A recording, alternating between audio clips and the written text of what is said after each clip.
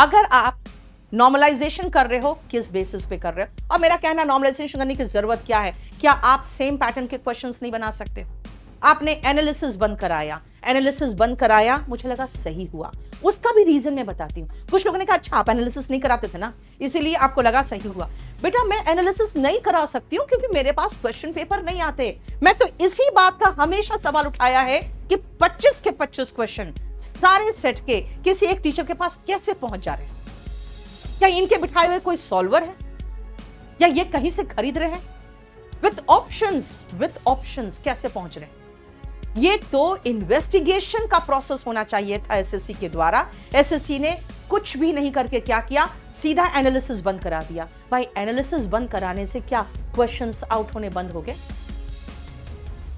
चलो एनालिसिस नहीं करा के सेम तरह के क्वेश्चंस विथ थोड़ा सा डिजिट इधर उधर करा के प्रैक्टिस कराने लगे टीचर्स। आप सबसे मेन चीज है कैसे आपके पास क्वेश्चन पेपर पहुंचता है, ये पहले बताइए। देखिए ठीक है, 2019 से 2024 में आते आते हमारे नंबर ऑफ एस्पिरेंट्स डबल हो गए, ये मानती हूं मैं।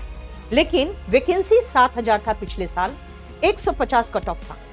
इस बार 18000 है, 153 कट ऑफ है। बेटा ये थोड़ा सा मामला सही नहीं लगता। पेपर का लेवल इतना खराब क्यों होता जा रहा है? हम 2007-8 के पेपर की बात बताऊं मैं, उस समय सेक्शन ऑफिसर और टैक्स असिस्टेंट इनके पेपर अलग होते थे। एसएससी इस तरह के जो कहते हैं ये वनडे एग्जाम्स नहीं होता था। उस समय जो प्री होता था उसमें सेक्शन ऑफिसर और टीए का 2003-4 का पेपर उठा के देखो, आपको उसका लेवल भी अच्छा दिखेगा आज के लेवल से। भाई जब अब कंपटीशन बढ़ रहा है तो क्या बात है, क्यों लेवल नीचे कर रहे हो? क्या इसलिए लेवल नीचे कर रहे हो कि आप इस चीज को समझा सको लोगों को कि हाँ देखो कट ऑफ नीचे, कट ऑफ ऊपर तो जाएगा ही क्योंकि पेपर आसान है, कुछ लोगों को और अंदर रखने के लिए। दूसरी बात है, मैं आपको बहुत पहले की बात बताती हूँ, 2013 की बात बताती हूँ। बेटा इसलिए जानना आपको जरूरी है ना क्योंकि आप इतिहास नहीं जान रहे हो एसएससी का। आप बस उन टीचरों को देख रहे हो आज ऑनलाइन प्लेटफॉर्म में जो उछल उछल के सिर्फ व्यूज और रील्स बना रहे हैं और कुछ नहीं कर रहे हैं, व्यूज बटोरते हैं, रील्स बनाते हैं। 2013 में रघुपति सर थे जो बाद में हमारे यहाँ पे चीफ एडवाइजर बने थे और उनके रिटायर होने के बाद मैं उसे पहली बार मिली थी। याद रखना बेटा 2013 में ओएमआर शीट भरे जाते थे और उस समय उन्होंने पूरा का पूरा चकाचक, जिसको कहते हैं ना बिल्कुल सीसीटीवी कैमरा लगा कर रखा था। वो गए हैं, वो सारे सीसीटीवी कैमरे क्या हुए पता नहीं, लेकिन उसके बाद हम लोगों ने थ्रू स्टूडेंट, उस समय 2014 की बात बताऊंगी, थ्रू स्टूडेंट ये भांडाफोड़ करवाया था कि इस पेपर में ये ओएमआर शीट से जो खाली रखे गए हैं वहां पे, और कुछ दिनों के बाद ये ओएमआर शीट्स भरे मिलेंगे आपको। ठीक है, ये उस समय हम लोगों ने थ्रू स्टूडेंट्स जो अब कुछ ऑनलाइन प्लेटफॉर्म के थ्रू जुड़ गए हैं और उन्होंने टेस्ट सीरीज वगैरह का भी ऑनलाइन अच्छा काम किया है, उनको भी मैं हमेशा कॉन्ग्रेचुलेट करती हूँ कि उन्होंने भी अच्छा काम किया है। उन लोगों ने हमारे साथ काम करते थे हमारे पब्लिकेशन में, उन लोगों ने वहां तक बात पहुंचाई थी। ये 2014 की बात बता रही हूँ जब ऑफलाइन में ये सब घपला शुरू हो गया था। 2016 में मास घपला हुआ, सीपीओ में पेपर भयंकर आउट हुआ। 2017 से इन्होंने ऑनलाइन शुरू किया। ऑनलाइन में भी शुरुआत में इनके सर्वर की लैगिंग रहती थी हमेशा और उसमें 1-2 सेकंड के बाद क्वेश्चंस खुलते थे। उसमें भी 2018-19 तक मेरे पास ये कंप्लेन आते रहे कि मैम ये आंसर तो मैंने मार्क किया है, इतना आसान क्वेश्चन का आंसर कैसे मार्क नहीं करूंगी, ये अनमार्क्ड कैसे? अब बताओ, पहले का मामला तो हम लोग उठा के दिखा दिए कि ये खाली ओएमआर, ये भरा हुआ ओएमआर, लेकिन अब हम क्या करें भाई? एक क्लिक से वो जब हट गया तो उसमें हम लोग नहीं बता सकते कि हाँ क्लिक करके आपका किसी ने हटाया है, ताकि कुछ जो रद्दी कैंडिडेट से जिनसे पैसे लिए गए हैं उनको डाला जा सके। खैर 2017 में मास प्रोटेस्ट हुआ, सीबीआई इन्वेस्टिगेशन वगैरह हुआ, क्या रिजल्ट हुआ हमें नहीं पता। इसलिए नहीं पता क्योंकि 2017 का जिसका ताल ठोक के मैंने कहा था पेपर कैंसिल होगा, नहीं हुआ था।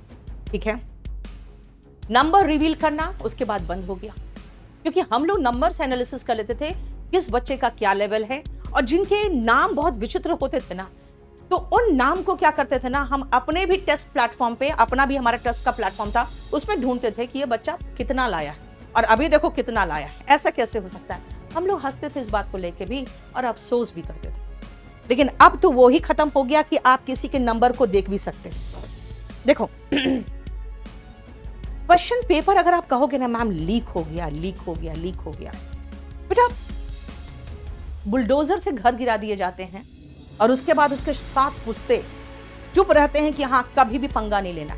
क्या ऐसा हो सकता है कि एक आदमी को अच्छे से ना रगड़ देंगे तो पूरा देश के जितने भी ऐसे सॉल्वर होंगे, पूरे देश के जितने इतने ये जो पेपर आउट करते होंगे वो सब डर नहीं जाएंगे? डर तो जाएंगे। क्यों नहीं किया जा रहा है? क्यों बार बार ऐसा होता है कि पेपर आउट हो रहा है? क्या अभी झारखंड में मेरे घर में होटल है, वहां पे बच्चे नीचे जमीन में सोए थे उस दिन आके, जिस दिन एसएससी का पेपर था वहां पे झारखंड का। बहुत बुरी हालत में मेरे भैया को दे आए थे कि भाई कैसे अच्छे अच्छे घर के बच्चे आके ऐसे सो रहे हैं नीचे जमीन में, पेपर कैंसिल क्यों आउट हो गया? भैया आउट होता कैसे? कहते हैं ना पुलिस अगर चाहे ना तो मंदिर के बाहर से एक चप्पल चोरी नहीं हो सकता, और सरकार चाहे तो क्या पेपर आउट हो सकता है? सरकार अगर ठान ले इन सबको अंदर सड़ा दे 20 साल तक तो क्या पेपर आउट होगा? नहीं होगा। तो this is I think by choice by many of the officers solvers. और ये एक मैंने 7 साल पहले ही कहा था कि एक $1 मिलियन इंडस्ट्री बन जा रहा है। 2016 में मैंने कहा था ये बहुत बड़ा इंडस्ट्री बन जाएगा अगर इस चीज को नहीं रोका जाए तो। अब क्या है तो बच्चों को दिखाया जाता है चाय वाला है, बड़ा पाव वाली। क्यों भैया? तुम लोग मत पढ़ो, चाय बेचो, बड़ा पाव बेचो, क्योंकि तुम उसके बाद तुम्हें रील दिखाया जाता है कि तुम इतने महान, इतने बड़े बड़े लोग कहलाओगे यार। हम सरकारी नौकरी क्यों चाहते हैं आपके लिए? ताकि आपके पुश्ते ठीक से एक सम्मानजनक जिंदगी बिता ले, तुम्हें रील में खड़े हो के नौटंकी ना करनी पड़े और पता चले कि 2 महीने के बाद रानू मंडल की तरह और बाबा के ढाबा की तरह आउट हो। कहीं नहीं। हम चाहते हैं कि आप अगले 20-25 साल तक शांतिपूर्वक, सम्मानजनक एक डिसेंट जिंदगी जी सको, रोज रोज आके तुम्हें रील में नाचना ना पड़े। लेकिन नहीं, आपको स्टार्टअप के नाम पे बहुत सारी चीजें करवाई जाती है। अब बाद में पता चलता है कि भाई हम जिन बाबाओं को सुन रहे थे वो तो हमें अपना कंज्यूमर समझ के मूर्ख बना रहे। तो मैं फिर से तुम लोग को समझाती हूँ, रील्स देखना बंद करो, ऑनलाइन मोटिवेशन बंद करो। देखना भैया हम भी करते हैं, क्यों करते हैं? गंदा है पर धंधा ये नहीं देखो। मैं आपको समझा रही हूँ, मत देखो। जितने टीचर्स ऑनलाइन प्लेटफॉर्म पे नौटंकी करते हैं किसी को मत देखो। आपको एंजॉयमेंट चाहिए, एंटरटेनमेंट चाहिए, तब दोनों की लड़ाई देख लो थोड़ा सा। बाकी सब लोग जानते हैं no publicity is bad publicity. तो चाहे जैसी भी पब्लिसिटी करना हो, लड़ झगड़ के, गाली गलौज करके वो अपना पब्लिसिटी करते ताकि अपना कोर्स बेच सके, और कुछ नहीं।